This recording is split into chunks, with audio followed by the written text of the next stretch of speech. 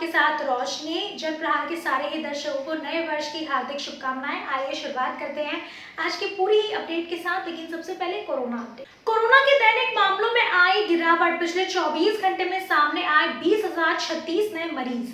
Corona virus के दैनिक मामलों में उतार चढ़ाव का सिलसिला जारी है। पिछले 24 घंटे में 20,036 नए मामले रिपोर्ट किए गए हैं। गुरुवार के मुकाबले आज रिपोर्ट किए गए मरीजों की संख्या में कमी आई है। कल संक्रमण के 21,822 नए मामले सामने आए थे। वहीं संक्रमण मुक्त मरीजों की संख्या बढ़कर 98 लाख के पार पहुंच गई है।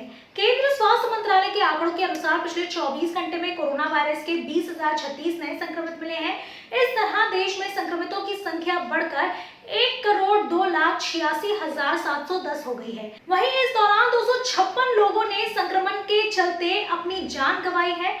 इसके बाद कोरोना मृतकों की संख्या बढ़कर 1,46,944 हो गई है। मंत्रालय के आंकड़ों के अनुसार देश में संक्रमण मुक्त मरीजों की संख्या बढ़कर 98,83,461 हो गई है। पिछले 24 घंटे में 23,181 मरीजों ने वायरस को मात दी है और इलाज के बाद ठीक होकर घर लौटे हैं। वहीं देश में कोरोना वायरस के संक्रमित मामलों की संख्या 3 लाख के नीचे बनी हुई है। आंकड़ों के अनुसार देश में कोविड-19 के कुल संक्रमण मामलों की संख्या 2,54,254 है, जिनका अस्पताल में इलाज जारी है। देश में कोविड-19 के मामलों में मृत्यु दर 1.44% है। वहीं राष्ट्र स्तर पर मरीजों के ठीक होने की दर बढ़कर 95.82% हो गई है। आइए बढ़ते हैं अब दूसरी खबर की ओर। दुनिया के सबसे बड़े टीकाकरण अभियान की तैयारी जोरों पर। 2021 इलाज की आशा का साल। पीएम नरेंद्र मोदी नए साल के आगमन पर कोरोना महामारी की वैक्सीन को लेकर लोगों को भरोसा दिलाते हुए प्रधानमंत्री नरेंद्र मोदी ने बृहस्पतिवार को कहा कि साल 2020 में संक्रमण ही निराला थी, चिंताएं थी। साल 2021 इलाज की आशा लेकर आ रहा है। दुनिया का सबसे बड़ा टीकाकरण अभियान चलाने के लिए भारत की तैयारी जोरों पर है। पीएम ने कहा कि 2021 का हमारा मंत्र रहेगा, दवाएं भी और कड़ाई भी।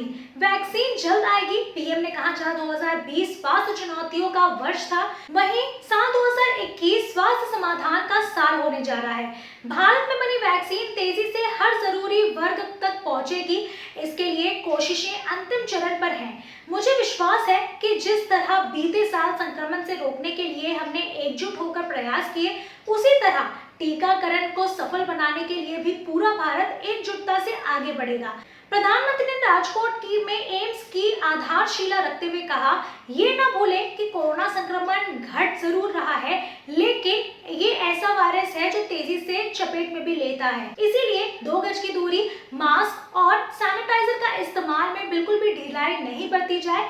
नया साल हम सभी के लिए बहुत सी खुशहाली लेकर आने वाला है। आपके लिए और देश के लिए नया साल मंगलमय हो। दवाई आ गई तो सब छूट मिल गई, इस भ्रम में मत रहना। हमारे यहाँ कहा गया है, जिसका तात्पर्य ये है कि सबसे बड़ी प्राथमिकता शरीर के स्वास्थ्य को सुरक्षा के लिए होनी चाहिए। सब कुछ छोड़कर पहले स्वास्थ्य की चिंता करनी चाहिए। नए साल में हमने इस मंत्र को अपने जीवन में प्राथमिकता के साथ उतारना है। हम स्वस्थ रहेंगे तो देश स्वस्थ रहेगा। पीएम ने कहा, मेरा देशवासियों से आग्रह होगा कि कोरोना के खिलाफ एक अनजान दुश्मन के खिलाफ लड़ाई है।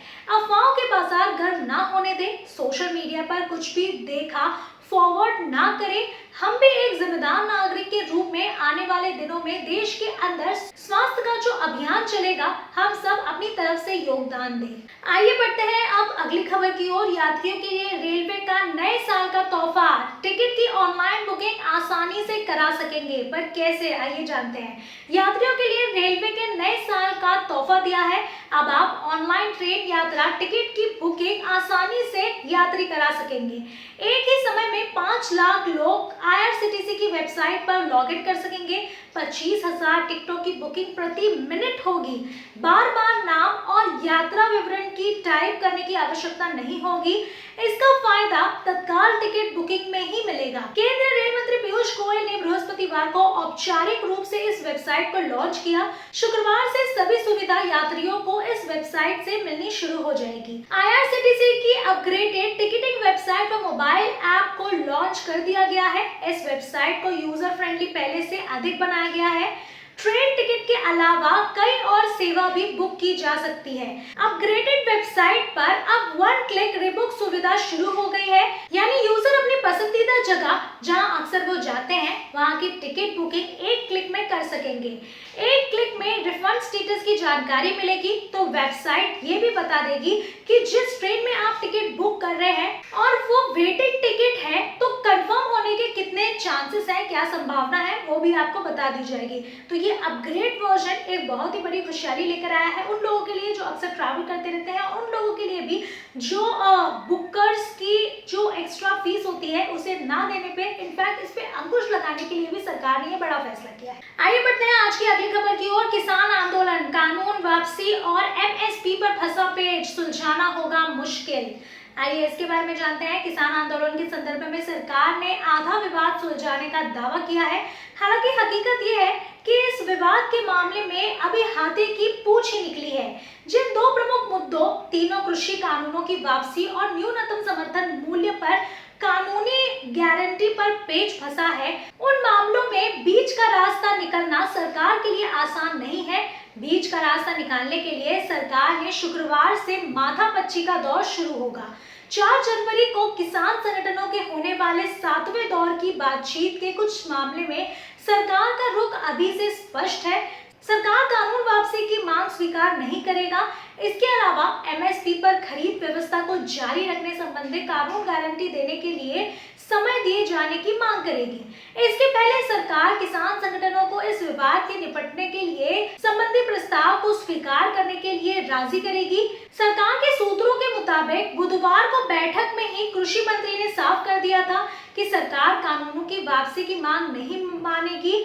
कृषि मंत्री ने संगठनों से तीनों कानून को रद्द करने के अलावा दूसरे विकल्प मांगे हैं। सरकार चाहती है कि किसान संगठन कानून रद्द करने के बदले कानून के उन प्रावधानों पर चर्चा करें जिससे उसे समस्या है। 7वें दौर की बैठक में भी सरकार अपने ही रुख पर कायम रहेगी। तो अब ये 4 जनवरी को और भी अच्छे से स्पष्ट हो पाएगा कि क्या कुछ प्रावधान में बदलाव चाहते हैं या क्या कुछ दिक्कत है उन संशोधनों में किसान संगठन को, और क्या कुछ बदलाव वो चाहते हैं। तब तक के लिए हमें यहीं बना रहना होगा। आइए बढ़ते हैं आज की आखिरी खबर की ओर, जो कि है नौकरी से संबंधित लोगों के लिए साल 2021 में कुछ नई भर्तियां शुरू की गई है। तो आइए उसके बारे में आपको जानकारी दे देती हूँ। अगर आप नौकरियां खोज रहे हैं तो हम आपको बता दें कि कहां-कहां जॉब्स निकलती हैं और अब तक इन नौकरियों के लिए आवेदन कैसे कर सकते हैं। दरअसल इस वक्त विभिन्न जगहों कई पदों के लिए नौकरी निकाली गई है, जिनमें से कुछ पदों के लिए आवेदन की प्रक्रिया शुरू हो चुकी है और कई पदों के लिए आवेदन की प्रक्रिया शुरू होना बाकी है। यहाँ हम आपको कुछ ऐसी ही नौकरी के बारे में बताने वाले हैं। BIRAC में वरिष्ठ अधिकारी के कई पद खाली, जल्द करें आवेदन। Biotechnology industry research assistant council यानी BIRAC यानी जैव प्रौद्योगिक उद्यान अनुसंधान सहायता परिषद नई दिल्ली में उप महाप्रबंधक, मुख्य प्रबंधक और वरिष्ठ कार्यक्रम अधिकारी के पद रिक्त हैं। संसाधन ने इस पदों के लिए आवेदन आमंत्रित किए हैं। शैक्षणिक योग्यता में डिप्टी जनरल मैनेजर पद के लिए उम्मीदवार PhD या FL हो।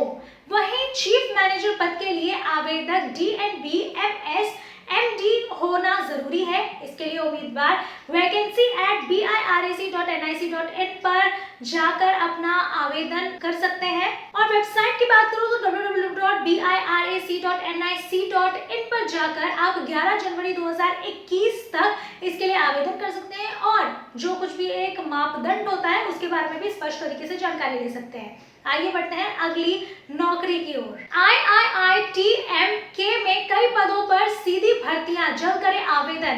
केरल सरकार द्वारा स्थापित एक स्नातकोत्तर स्वायत्त शिक्षा संस्थान Indian institute of information technology and management Kerala अपने यहाँ रिक्त पदों को भरने के लिए आवेदन आमंत्रित किए हैं। नियुक्ति सीधे साक्षात्कार के जरिए नियुक्तियां दी जाएगी। योग्य उम्मीदवार अंतिम तिथि के पहले सीधे 1-on-1 इंटरव्यू के लिए आमंत्रित है। चीफ एग्जीक्यूटिव ऑफिसर के लिए PhD या MPhil और MPA PGDM होना जरूरी है। आवेदन की अंतिम तिथि 8 जनवरी 2021 है और इसके लिए आप इनके ऑफिशियल वेबसाइट पर जाकर सारी ही जो मापदंड है, जो क्राइटेरिया है, उसके बारे में भी स्पष्ट तरीके से जान सकते हैं। फिलहाल के लिए इतना ही। आपको आज की सारी अपडेट कैसी लगी हमें कमेंट सेक्शन में जरूर बताइए और अगर आपको आज का वीडियो पसंद आया तो इसे लाइक, शेयर और कमेंट करना ना भूलें। साथ ही अगर आपने इस चैनल को अभी तक सब्सक्राइब नहीं किया है तो वो भी जरूर करें।